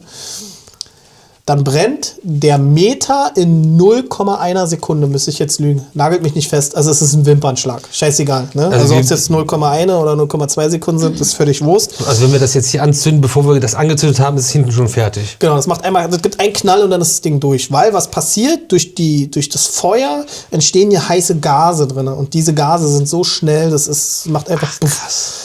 So, jetzt noch ein Fun Fact. Der klassische Knallfrosch, ich krieg's nicht wieder rein, aber ist ja auch egal, wandert im Müll. Den klassischen Knallfrosch kennt man noch von früher? Ja, der ist ja auch so... Ist nichts anderes. Wow. Ich baue dir jetzt mal einen Knallfrosch. Ja, das ist ein Knallfrosch. Und dann kommt hier noch ein Baumwollfaden rum, dann kommt hier oben ein Stück grüne Visco rein, dann haben wir einen Knallfrosch. Und dann macht's paff, paff, paff, paff, paff. Mehr ist es nicht. Ist das frech dafür, Geld zu nehmen? Das ist Das ist Ingenieurskunst. Das ist schon schlau, das ist schon sehr, sehr schlau. Ja, so, genau, so viel zum Anzündmittel, also Knallfrosch haben wir. Das, was angezündet wird, ist ja auch noch irgendwo drin. Da stehen wir, glaube ich, auch so ein bisschen hier vor, da gibt es sowas und hier hinter der Ecke habe ich auch schon was gesehen. Genau. Gibt es noch einen kleinen Zwischenschritt? Wir waren ja gerade bei den... Deswegen bin ich auch kein Feuerwerker, ich Trottel. Wir waren ja gerade bei den... ich habe ja hier so ein schönes... genau. Wir waren ja bei den Kugelbomben stehen geblieben. Stopine, ne, gedeckte Stopine. Das Ding brennt mit einem Wimpernschlag. Ich habe da mal was vorbereitet. Böse Zungen würden jetzt behaupten, habe ich nur für euch gemacht. Nein, ich habe es für eine Kollegin gebaut, weil demnächst eine Messe ist. Und ich hätte sie einfach so geglaubt. Die vertreibt so ein Zeug. Liebe Grüße an Rebecca. Da einmal ganz kurz, weil wir haben ja schon einige Sachen angesprochen, die andere Leute auch machen, die du feierst. Wenn du eine Linkliste hast und mir die zukommen lässt, würden wir die in die Videobeschreibung packen, damit ihr euch was kaufen könnt, informieren könnt, whatever. Ich glaube, das wäre ganz cool für alle, für euch. Mir ist es egal. Können wir off-cam mal besprechen und dann kriegen wir das schon irgendwie hin. So, genau. Also was haben wir? Das sind sogenannte Verzögerer. Gibt es in verschiedenen Farben und Formen. Sieht ein bisschen aus wie Haribo Colorado da drin, die Dinger. Muss man sich vorstellen, ist gepresster Schwarzpulversatz in einem Plastikschlauch und der ist dann in so eine Plastikhülse reingepresst. Was machen wir damit? Wir bauen daraus Stränge. Ne? Hier unten einfach mal symbolhaft für Großfeuerwerksbomben. Jetzt habe ich's. Genau. So, wer hier oben schon gelesen hat, das sind Verzögerer in unterschiedlichen Sekundenarten von 0,5 bis 5 Sekunden. Umso länger dieses Lagritzstück hier drin ist, umso länger brennt's und umso, ne? So, und jetzt habe ich so einen, Moment, ich bereite mal was vor. So, jetzt habe ich hier so einen Bombenkasten, so heißt er. Hier verladen wir sogenannte Großfeuerwerksbomben, gucken wir uns nachher nochmal an. Das sind die Sachen, die immer in den Medien zerkaut werden. Das sind die sogenannten Kugelbomben und die werden sozusagen bezündert mit sogenannten Verzögerern. Und ich muss das Ding nur einmal elektrisch zünden und dann brennt hier eine Zeitverzögerung und sozusagen je nachdem, wie viel Zeit ich mir hier gebe, in dem Fall sind es 3 Sekunden, kommt mit der ersten Zündung kommt die erste Bombe. Dann brennt 3 Sekunden ein Verzögerungssatz. Dann zündet die nächste Bombe. 3 Sekunden Verzögerung, nächste Bombe, 3 Sekunden und immer so weiter. So, diese Stränge steckt man sich zusammen, da wird die Stupine reingesteckt und wird dann sozusagen hier innen drinne sozusagen angezündet und wird dann verzögert, angezündet, verzögert und die letzte und die Themen bringt man dann mit Kabelbinder hier an und ist Einweg, fliegt danach im Müll. Ja. Kostet ungefähr auch ein so ein Teil, ein so ein Verzögerer für den Großfeuerwerker 35 Cent. Ungefähr, plus Das minus. läppert sich. Ja. Kleinvieh macht auch nichts.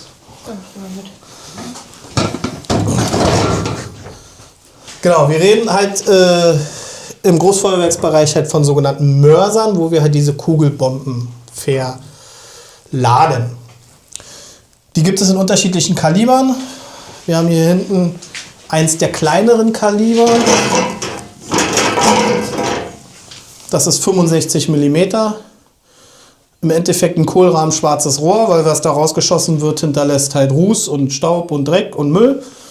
Und ja. Da hast du aber jetzt ein Fass aufgemacht. Wie ist das denn im Feuerwerk mit der Nachhaltigkeit? Ich bin in Deutschland, ich muss das fragen. Genau. Also gibt es viele Untersuchungen, Studien. Der Heiko Röder hatte das mal, da gibt es ein ganz cooles Programm, was der rausgebracht hatte, weil ja viele immer auf dieser Welle des Feinstaubs reiten. Es ist verschwindend geringe, die Feinstaubbelastung an Silvester. Ne? Und bei einem normalen Feuerwerk noch viel geringer, weil ja da sage ich mal, klar, es entsteht Feinstaub, machen wir uns nichts vor, aber wenn wir mal so einen Schweröltanker oder einen Bus oder was auch immer nehmen, der Diesel in die Luft bläst, der macht viel mehr Feinstaub. Gibt es etliche Studien, ich habe jetzt keine Zahlen, die das belegen, aber kann man im Internet alles nachschauen. Ja, Feuerwerk soll Freude machen, gibt es seit gefühlt Hunderten von Jahren. Ist eine Nische und man soll den Leuten einfach die Freude lassen. Jetzt kommen viele, ist ja auch diese Welle, die sie jetzt alle reiten mit, ja, aber Drohnenshows. Ich bin ganz ehrlich, ich bin kein Gegner der Drohnenshow und guck mal, was sie mittlerweile alles zaubern mit Drohnen. Selbst da sind Feuerwerkseffekte dran und wie geil ist das denn bitte? Also wer auf solche Sachen steht, sind wir wieder beim Thema Disney. Ich finde, das perfekte Feuerwerk macht ein Herr Disney. Es ist halt einfach ein Konstrukt aus allem. Musik, Mapping, Drohnen, Feuerwerk, einfach das Gesamtkonzept. Flammern, hier Tinkerbell. Die dicke Tinkerbell am Drahtseil, genau. Ja, das ist halt das Gesamtkonzept, ne? Das ja. Nee, passt schon für mich. Muss ich auch sagen. Also ist auch geil, mein Gott. Es ist alle Jahre wieder... Diese Welt ist es auch nicht mehr wert, gerettet zu werden. Also. Es ist jedes Jahr immer das Gleiche. Also ich bin ganz ehrlich, um die Jahreswende, ich gebe mir gar keine Medien mehr, weil immer wieder dasselbe geleiert wird. Und die Deutsche Umwelthilfe und wie sie alle heißen, versuchen da immer wieder einen Keil reinzuschieben. Und komischerweise war es dieses Jahr auch ganz plötzlich dann irgendwie ruhig gewesen, weil dann irgendwie ganz andere Sachen, ohne jetzt die Themen zu nennen, plötzlich Mode waren. Und plötzlich war die Feuerwerksgeschichte tot. Also ich glaube, am 2.1. war da nie wieder die Rede von. es ist, ja, wie gesagt, wir haben unterschiedlichste Kaliber, von 65 mm bis, ist ja mal bei uns in unseren Gefilden sind so bis 6 Zoll, das sind 150 mm. Ich sag mal, schon gemeine Zungen behaupten, ja, der Fernseher, der da oben drauf liegt, gehört nicht dazu, der geht die Tage weg. Der wird damit dann... Genau. Gemeine Zungen behaupten, da passen ja Kinderköpfe rein. Ja, ist auch so, können wir uns gleich mal angucken. So eine 150er Bombe ist schon was. Ist bei Disney eins der kleineren Kaliber. Wer sich da mal ein bisschen doller mit beschäftigt hat, bei Disney werden eher größere Kaliber geschossen, weil halt ja gefühlt fast 1 Kilometer hinterm Schloss erst diese Bomben geschossen werden. Ne? Alles, was kleinkalibrig ist, Single-Shots und Co., können wir uns gleich nochmal angucken. Ich hole gleich auch mal ein paar Beispiele. Stehen dann eher auf den Dächen, hier so bei Peter Pan, Pinocchio und so. Gibt es eine ganz geile Doku, würde ich dann auch den Link dann mal dir schicken. Ist ganz interessant. Wer Feuerwerks interessiert ist schon ganz cool, wo Disney überall so das Feuerwerk versteckt. Und wo auch so der FOH sitzt. Ist ganz lustig. Ihr werdet ja jetzt nicht einfach so diese Kisten einfach irgendwo hinstellen, weil ich behaupte mal, es gibt eine geringe Kippgefahr. Richtig. Das ist ja nicht so gut, wenn die erste raus ist, dass das Ding dann umkippt. Das ist tatsächlich recht hässlich.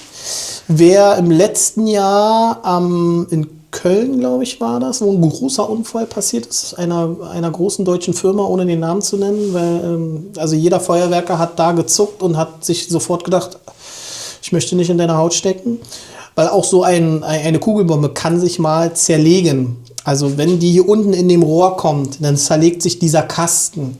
Und wenn sich dieser Kasten zerlegt und ich habe da jetzt 4 Projektile, nennen wir es mal so, verladen und beim ersten zerlegt sich das und im dümmsten Fall kommen die anderen 3 noch raus und der Kasten hat sich zerlegt und die Rohre liegen kreuz und quer, dann fliegen die auch kreuz und quer. Und das ist bei diesem Unfall passiert und sind teilweise beim DLRG im Container eingeschlagen, in der Meute explodiert, weil die in die Meute geschleudert wurden, diese Kugelbomben. Ich glaube, die Untersuchungen sind immer noch, also da wurde auf jeden Fall die halbe Nacht wurde dieser Tatort, war es ja dann, wirklich auf links gedreht. Die Verantwortlichen wurden mit aufs Revier genommen, wurden befragt, gemacht, getan. Ist ja normal, ist halt ein Unfall. Deswegen, du hast es angesprochen, jeder Artikel muss gesichert werden. Und deswegen gibt es auch Sicherheitsabstände. Also, wir reden in der Regel bei so einem Großfeuerwerksartikel, so einer Kugelbombe, nehmen wir jetzt mal die klassische 100 mm Bombe, da brauchst du 80 Meter Sicherheitsabstand. 80 Meter. Das ist echt radial, nach allen Richtungen. Ne? Genau. Und umso größer, umso mehr. Also bei so einer 150er gibt halt auch unterschiedlichste Hersteller. Also wenn man jetzt so guckt, wir reden jetzt die ganze Zeit nur von Kugelbomben. Es gibt auch sogenannte Zylinderbomben. Wenn wir jetzt da Richtung Italien gucken, die haben Zylinderbomben, die sind so groß wie du. Das sind sogenannte Mehrschlagbomben. Kann ich dir gleich mal Bilder zeigen? Also ich bin nicht groß, aber das ist für Feuerwerk schon groß. Es gibt in Italien und auch auf Malta ist das Handarbeit auch, logischerweise. Und die klöppeln die Dinger von Hand und dann verladen die dort Mehrschlagsbomben und die zerlegen sich bis zu 8-mal im Himmel. Und dann schieben die da einfach mal eine Bombe, die, weiß nicht, 20, 30 Kilo wiegt, in den Himmel. Boah, da muss ja so viel Hass einfach nur dahinter. Und das ist der Hass pur. Und wenn du dann aber den Italiener siehst, wie er mit seiner Zigarre am 7,5er mit Ladebordwand steht und da die Bomben drinnen liegen, mit offener Stupine, alles schon gesehen, live in Italien. Ja, deswegen, jeder Artikel muss gesichert werden, also jedes Rack, jeder Dings. Und wir haben sogenannte, das ist so der neueste, gibt es jetzt auch schon ein paar Jahre. Früher hat man sogenannte Holzkästen genommen, hat die mit Holzlatten vernagelt, so hat man es früher gemacht. Später hast du dann mal den Akkuschrauber, da hat man die halt geschraubt. Manchmal ist es auch so, man sind so diese klassischen Baustellen-Absperrstangen, haut die da rein. Bewährungseisen, einfach, also die Stangen davon nur. Genau, alles sowas. Der neueste ist halt so ein sogenanntes Rack-System. Ah, Kapische.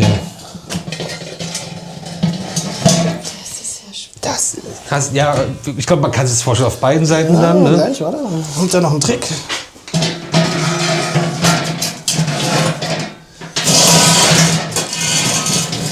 So, und hier kann man jetzt bis zu 5 1, 2, 3, 4, 5 Racks senkrecht stellen.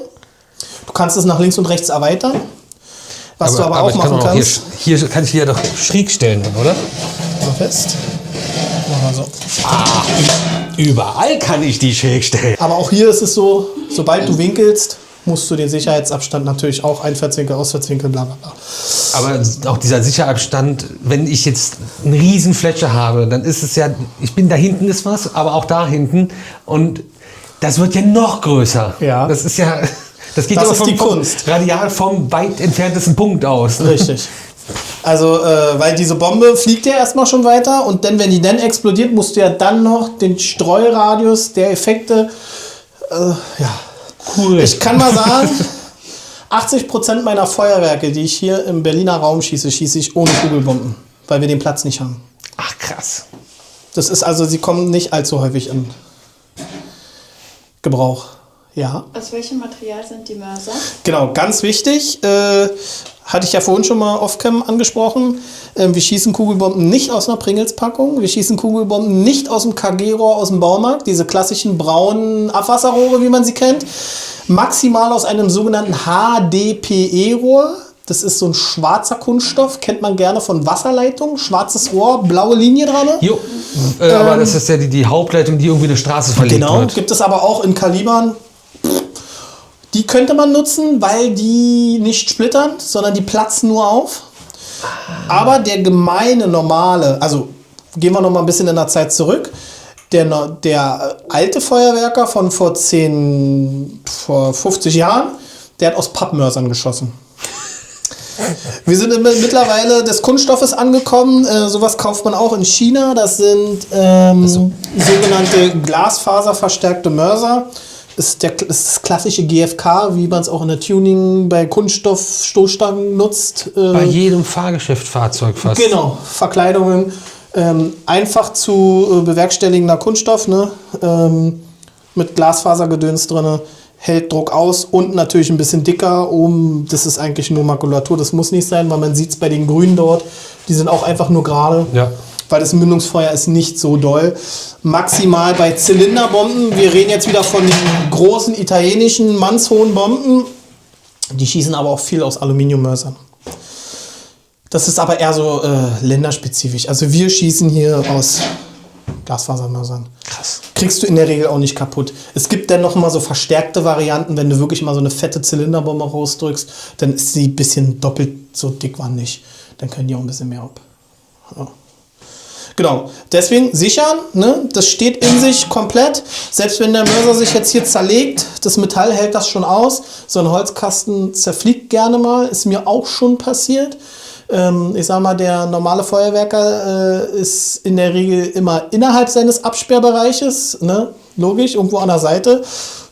Und man kriegt dann trotzdem mal irgendwie kurz einen Schreck, wenn plötzlich so ein bisschen Holz an dir vorbeifliegt, weil der Kasten sich zerlegt hat. In der Regel kann man so eine Show immer stoppen, wenn man sie technisch, elektrisch zündet. Gibt es halt, ich sag mal, so einen Stopp-Button. Dann würde nur noch der Artikel brennen, der angezündet wurde, aber alles andere, dann kannst du erstmal gucken gehen. Mhm. Das kann man alles machen. Ist toi toi toi. Mir noch nie passiert, dass ich so eine Show anhalten musste. Es war immer alles, wenn sich mal was zerlegt hat, in einem Rahmen, wo ich sage, wir haben unsere Sicherheitsabstände. Ist es halt auf den Boden gekommen, aber hat nichts anderes in Mitleidenschaft gezogen. Man achtet halt auch beim Aufbau darauf, dass man so ein bisschen Luft dazwischen lässt und so. Und dann geht das alles. Spannend, ey. Ja. Ultra komplex. Das stehen wir mal später. Also, Thema Single Shots. Wir haben ja vorhin die Pyronale schon mal angeschnitten gehabt. Dementsprechend, was zeichnet ein, sag ich mal, gutes Feuerwerk aus? Wenn man viele Einzeleffekte benutzt. Warum benutzt man Einzeleffekte? Weil man speziell oder genauer auf die Musik eingehen kann. Ne? Also wir reden ja dort von einem Pyro-Musical und wir können taktgenau auf die Paukenschläge-Klänge eingehen und dort nutzt man ganz gerne sogenannte Single-Shots, sogenannte Jets oder Bühnenfontänen, die unterschiedliche Laufzeiten haben. Ne? Also es gibt Bühnenfontänen, ich sag mal, mit 1 Sekunde, mit bis 30, 60 Sekunden, ich sag mal im 5-Sekunden-Takt. Und auch unterschiedliche Steighöhen. Die gibt es von 1 Meter bis 6 Meter. Es gibt auch 10 Meter Fontänen. Ne? Also dementsprechend wird halt die Fontäne dicker, länger, breiter, höher. Damit kann man halt besonders auf Musikthemen eingehen. Hier haben wir zum Beispiel halt so einen sogenannten Jet. Das ist halt ein Bühneneffekt. Dort ist der Anzünder schon fest verbaut. Ist in der Regel nur bei Bühnenthemen so üblich. Alles, was technisches Feuerwerk ist halt so eine Sonderkategorie. Das ist klassifiziert in T1 oder T2. Ist halt eine Feuerwerksklasse. Das klassische Endverbrauchsfeuerwerk ist halt dieses klassische F2 und das Kinderfeuerwerk in F1, ne, was ganzjährig ist. Und F2. Und das ist jetzt halt technisches Feuerwerk, weil man das halt das könnte man jetzt auf der Bühne benutzen bei irgendwelchen Shows, Musik, Gedöns, schlag mich tot. Aber man kann es im Großfeuerwerksbereich natürlich auch einsetzen. So, und das wäre jetzt eine Bühnenfontäne in Silber, die macht 0,5 Sekunden 5 Meter. Also im Endeffekt macht die nur einmal pft, mehr macht die nicht. Und wenn wir jetzt wieder uns an Disney zurückerinnern, wenn dann da an dem Schloss das pft, pft, pft, pft, pft macht, sind 20 Stück davon weg. So ein Ding kostet hier im deutschen Bereich, sage ich mal, ich weiß nicht, wie in Frankreich die Preise jetzt sind oder in den USA. Ich denke mal, in den USA auf jeden Fall teurer. Also nicht ich denke, sondern ich weiß es, weil ich war dort auch schon mal gucken, was es da so kostet. Da gibt es nämlich coole Shops. Ist deutlich teurer, aber bei uns bewegt sich hier so ein Ding bei ungefähr 4 Euro. So, sind wir da bei Disney, wenn die da am Abend in so einer Show 100 Stück verblasen, bei so einer 20-minütigen Show. Halleluja. Vor allem ist das ja nur so eine Randnotiz von dem, was da die ganze Zeit passiert. Oder wenn es jetzt zum Beispiel in der Zaubershow und David Copperfield lässt sich da durchsägen, dann, wenn das Ding runterkommt, ist auch einmal. Ich glaube, da kann man sich das vielleicht bildlicher vorstellen, was das Ding da macht. Genau, sowas wird dort eingesetzt, manchmal recht primitiv. Oder wenn man im Fernsehen diesen klassischen der Stromkasten fängt an zu brennen und explodiert, und dann kommt auch so eine silberne Stichflamme daraus. Das ist nichts anderes. Also der beliebteste Mount dafür ist, glaube ich, Gaffer. Genau. Gaffer und Kabelbinder ist unser Allzweckwaffe. Ne? Und alles, was darüber hinaus, ich sag mal, standardisierbar und reproduzierbar ist, benutzen wir solche Single-Shot-Gestelle. Wenn wir so eine Single-Shots abschießen möchten und die taktgenau zur Musik steppen wollen, wir reden immer von Steppen, das sieht man ganz oft in der Feuerwerksbranche, wenn die dann so klack, klack, klack, klack, klack, klack, klack, klack, klack, klack, die Sachen. Hier ist im Endeffekt, das ist wie eine Feuerwerksbatterie, muss man sich vorstellen, aber nur ein Rohr davon. Und hier, das Ding wird halt einzeln bezündert, da gibt es hier unten ein Loch. Das ist jetzt schon wasserdicht eingepackt, weil Wind und Wetter kann uns nichts ab. Wir nutzen dafür haushaltsübliche Zellophanfolie, man sieht es hier. Also haben wir ein Event und wissen, wir haben wir sind im Frühjahr oder im Herbst unterwegs, wo die Wahrscheinlichkeit ist, dass es regnen kann, so wie heute, dann packen wir alles ein. Und dann kann uns das Wetter nichts. Dann sitzen wir schön in unserem Transporter und drücken in der Not aus dem Transporter heraus unsere Show raus, aber der Kunde kriegt sein Feuerwerk. Auch wenn es von umschifft. So, und hier unten gibt es dann halt so eine kleine Öffnung. Die kann man aufmachen. Das ist vom Hersteller schon so vorgesehen. Und dann kann man so einen sogenannten Anzünder nehmen, so einen elektrischen. Nehmen wir mal einen kurzen. Den steckt man hier unten rein. Dann hat man sich ja auch schon industrialisiert und sich Klebebandmaschinen besorgt und befestigt diesen Anzünder hier unten und hat diesen ersten Effekt bezündert. So, dann kann man ihn hier in dieses Winkelgestell stecken und kann ihn dann, je nachdem, was der Feuerwerker oder der Show-Creator, Designer, wie man das auch immer nennen will, der kreative Part hat sich ja irgendwas ausgedacht und sagt, okay, ich möchte jetzt diesen Effekt in 30 Grad nach rechts. Dann gibt es hier vorne eine Anzeige, kann man das so schon einstellen. Und dann kann ich den halt in 30, 40, 50, immer in 10 Grad Schritten sozusagen anwinkeln und kann dann meine Bilder schießen. Weil in der Regel reden wir davon, wir schießen Bilder in den Himmel. Und hier in dem Fall wäre das jetzt, auch da gibt es alles Farben und Formen, die es so gibt. Wir hätten jetzt hier eine Purple Mine. Was ist eine Purple Mine? Es ist ein lilaner Feuertopf. Im Endeffekt kommen hier nur lilane, brennende Sterne raus, die ungefähr, steht sogar drauf, 31 Meter in den Himmel fliegen. und 31 Meter halt so, ja, so pinke Sterne halt so. Die werden so rausgehustet. Ne? Es gibt halt auch Single-Shots, das ist halt ein Feuertopf, es gibt Feuertopf und Komet und nur Komet. Komet ist so diese klassische Leuchtkugel, die rausfliegt, und die gibt es einmal mit und ohne Schweif. Ne? Das ist dann der sogenannte Tail, der Schwanz. Also wir sagen dann Komet mit Tail. Dann hast du halt wirklich so einen Komet, der so schön seine 50 Meter fliegt und so einen silbernen Schweif oder einen goldenen Schweif hinter sich herzieht. Gibt es halt alle Farben und Formen, die man sich erdenken kann. Früher war das so, da gab es, sag ich mal, so diese klassischen Farben in China, Rot, Blau, Grün, ne? Gelb, und mittlerweile haben die schon richtig coole Farben entwickelt, wo dann so ein geiles Türkis, so ein geiles Hellblau, es werden mittlerweile auch Unterschiede gemacht zwischen Pink, Lila und so. Also es gibt viele Nuancen. Es gibt Fabriken, die sich wirklich auf geile Farben spezialisiert haben, was man früher nur so aus dem Bereich der Italiener gekannt hat, weil die Italiener früher für so spezielle Sachen bekannt waren. Aber auch der Chinese hat sich da weiterentwickelt, hat sich da Chemikalien, sage ich mal, herbeigemischt und hat halt geile Farben entwickelt, sagen wir es mal so. Genau, also so viel dazu. Und wenn wir jetzt sagen, okay, wir sind wieder bei der Pyronale, dann stehen halt von diesen Single-Shots, ich sag mal, im letzten Jahr war das Team Kroatien, hat gewonnen, glaube ich, oder hat den Tagessieg am Freitag geholt. Die hatten über 3000 solcher Einzelschüsse. Müsste ich den Kollegen nochmal genau fragen, weil den kenne ich, aber ich glaube, es waren um die 3000. Und die schießen aber auch eine halbe Stunde. Also so 30 Minuten Feuerwerk, ne? Da passiert ein bisschen was am Himmel. Das ist krass. Genau. Für mich, also ich dürfte nur mal als Gast dabei sein bei der Pyronale im letzten Jahr, habe ein Team unterstützt mit Equipment. Na klar, es ist ein Traum von eines Pyrotechnikers, mal bei der Pyronale dabei zu sein. Man muss dazu sagen, es ist aber, dadurch, dass ich es nur nebenberuflich mache, es ist richtig viel Arbeit. Weil man hat es jetzt gerade schon im Kleinen gesehen, man muss jeden Artikel in die Hand nehmen, man muss die Sachen vorbereiten, man muss Wochen, Tage vorher die Show planen am PC. Also da gehen etliche Stunden ins Land, und man redet auch davon, also man kriegt ja ein Budget für dieses Event. Du wirst ja bezahlt von dem Veranstalter. Aber wenn du dort diese Pyronale gewinnen willst, bringst du noch ein Köfferchen von Geld mit, sagen wir es mal so. Ne? Also ich sag mal, du kriegst da ein fiktiver Wert, ne? Weil über Geld spricht man nicht. Wir nehmen 10 Euro mit, oder wir kriegen vom Veranstalter 10 Euro, und wenn du gewinnen willst, solltest du 10 Euro nochmal mitbringen. Ne? Und wir reden hier wirklich von große 5-stellige Beträge, die dort pro Feuerwerk verblasen werden.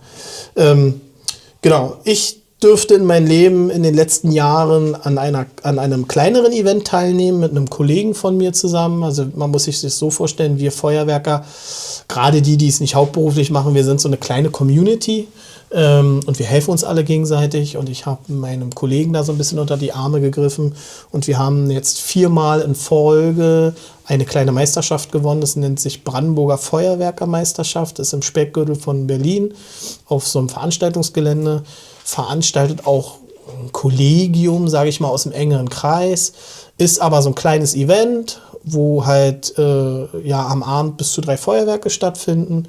Und im Endeffekt schießen wir Kollegen uns in Anführungsstrichen gegenseitig in Grund und Boden. Nein, wir haben dort Spaß. Man kennt sich in der Regel, die Firmen, die gegeneinander antreten. Und wir machen dort in der Regel 8 Minuten Feuerwerk zur Musik. Es gibt immer ein Thema. Im letzten Jahr war es 80er, 90er.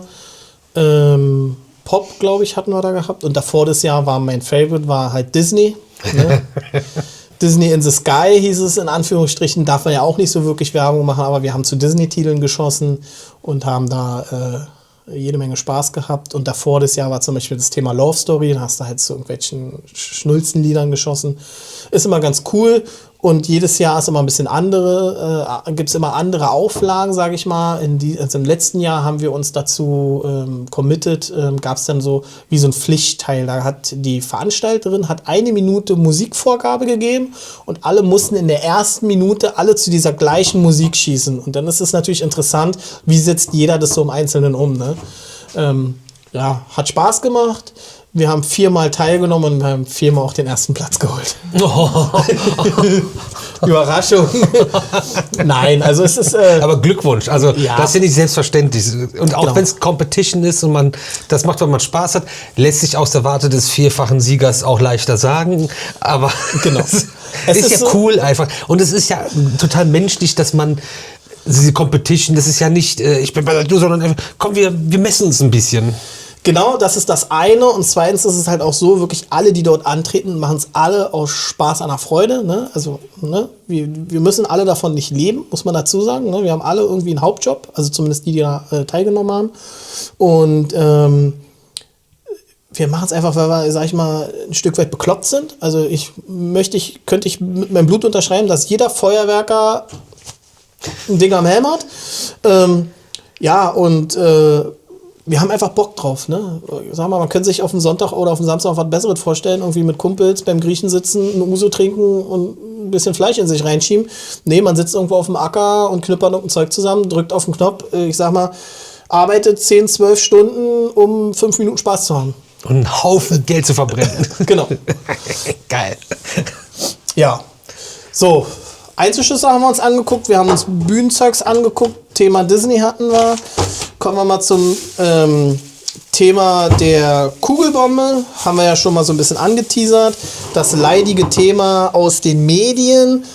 Leider wird es in den Medien immer so ein bisschen zerkocht, das Thema. Es wird immer von Polenböller, Kugelbomben.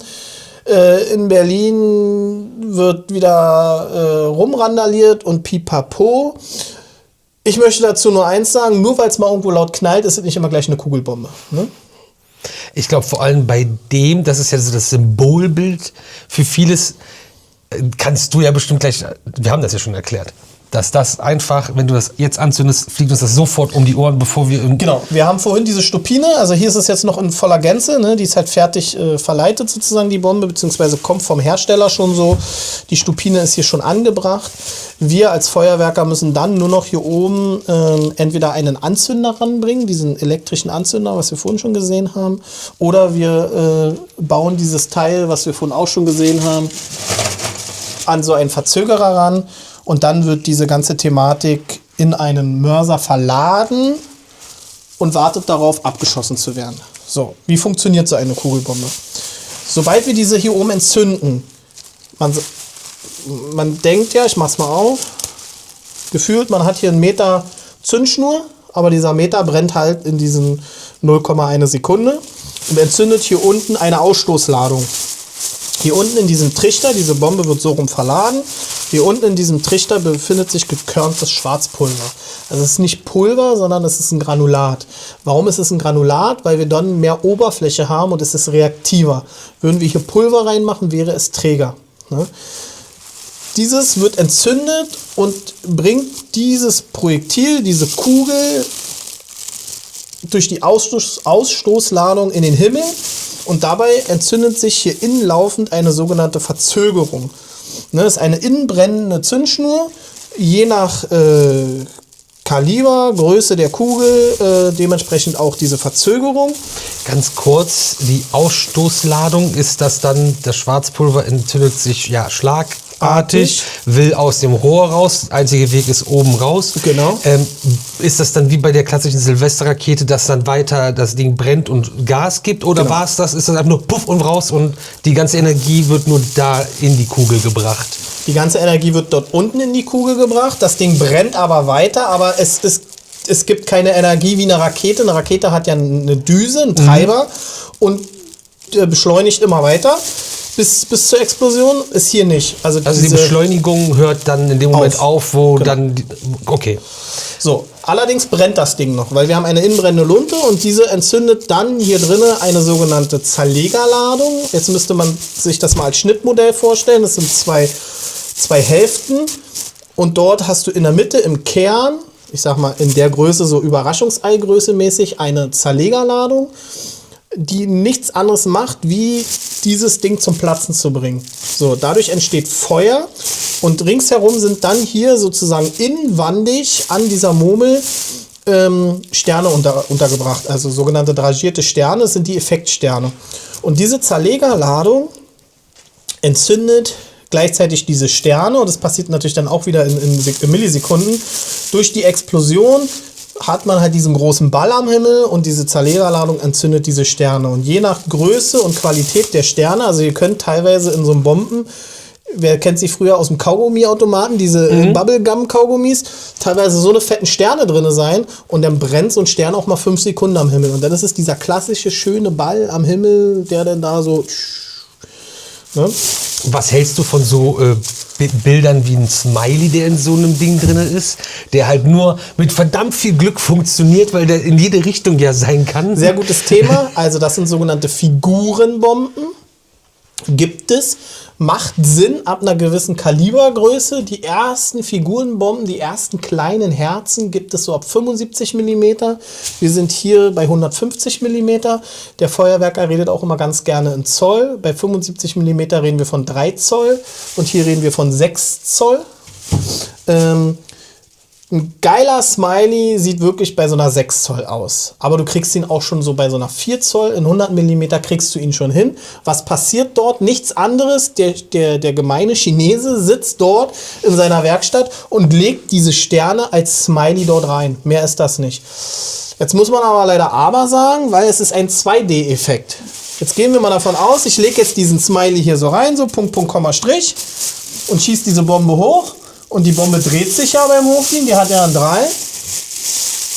Im dümmsten Fall sehe ich einen Strich, weil ich den Smiley von der Seite sehe.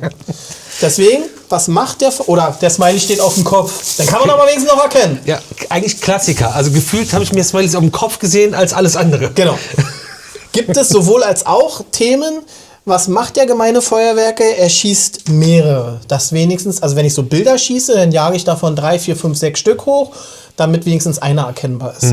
Es gibt so coole, ich sag mal, Effektbomben, irgendwelche kleinen Kätzchen und so. Das sind so der Smiley 2.0. Dann hast du wirklich so kleine Schnurrhärchen dran oder irgendwelche Quallen und so. Gibt schon coole Sachen. Es gibt bei größeren Bomben, genau, also wir hatten die Smileys, wir hatten Figurenbomben, genau. Figurenbomben können halt, ist ein 2D-Effekt, die können halt im dümmsten Fall ein Strich am Himmel sein. Was hat sich der Hersteller dort mal einfallen lassen? Es gibt gerade alles so, was größer 150 mm ist, findet man auch bei Bomben einen so ein wie heißt das? So ein Ausgleichsgewicht? Ja, also ja, genau. So ein Schwingungsdämpfer? Nein, ein Ausgleichsgewicht nicht, aber kennt man hier vom Drachen, wenn man so Drachenstein ja, also so ein Schwänzchen. Ja. Und dann gibt es hier so ein so bestimmt wie bei den Tischdecken, damit das nicht wegfliegt, so ein Gewicht da dran. Ja, es ist so eine Zitrone, weißt du?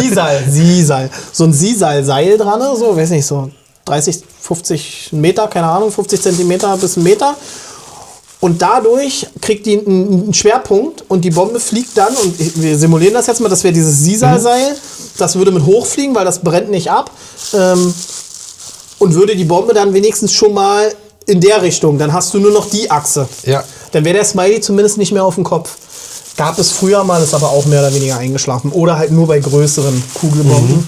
Sieht man aber auch. Und es gab zum Beispiel früher aus der DDR, gab ja auch viel Feuerwerk aus dem Osten. Silberhütte und Co. Wäre ein separates Kapitel, will man eigentlich gar nicht aufreißen. Aber da gab es ganz geile Sachen. Da gab es Flaggenbomben. Das waren Tagesfeuerwerksbomben. Größe 200 mm ungefähr. Und die hast du hochgeschossen und dann sind dort an einem Fallschirm Flaggen rausgekommen. Und dann hast du halt Flaggen gehabt. So. Wie geil ist das denn? Ja, Mann, richtig cool. Hat ein Kollege mal welche... Da wären wir wieder bei der Nachhaltigkeit, wenn alles voll mit Flaggen ist. Genau. Hatte ein Kollege mal gefunden, es gibt halt auch einen Raritätenmarkt, ist auch sehr grenzwertig, weil alles sowas hat Zulassungen, ne, um das Kapitel zu schließen. Jeder Artikel, der in Deutschland hier ist, muss eine sogenannte CE-Zulassung haben. Für China Export? Genau, für China Export. Ist auch unter Feuerwerkern der Karlauer. Nein, genau. Im Grunde genommen, früher war es diese BAM-ID. Und seit 2007, müsste ich lügen, muss alles eine CE-Zulassung haben. Alles, was davor ist, was keine CE hat, hatte eine Übergangsfrist. Ich glaube 2007 oder 2017. Ich müsste jetzt echt lügen. Ich weiß es nicht mehr. Ist egal. Die Übergangsfrist ist auf jeden Fall verloschen und theoretisch darf nichts mehr verschossen werden, was kein CE hat. Also jeder Artikel, du darfst es nicht mehr im Umgang bringen, du darfst es nicht mehr verschießen, es muss alles CE haben, überall muss CE draufstehen. Falls mal eine Kontrolle kommt, gibt es ein Ordnungsgeld. Gibt es auch sowas wie ein MHD? Oder Theoretisch ja, praktisch nein. Es gibt Hersteller, die hauen ein MHD rauf, weil gewisse Sachen können sich zersetzen, gewisse Chemikalien oder ich sag mal, ein Blau ist dann nicht mehr blau, sondern ist eher so ein Weiß, so ein Magnesiumweiß. Gibt es, aber theoretisch kann Feuerwerk nicht schlecht werden. Es muss halt vernünftig gelagert werden, ne? Trocken, gegen Sonneneinstrahlung etc. Alles so eine Geschichten. Wenn es trocken und sauber lagerst, dann hat es eigentlich, ja, es kann nicht schlecht werden.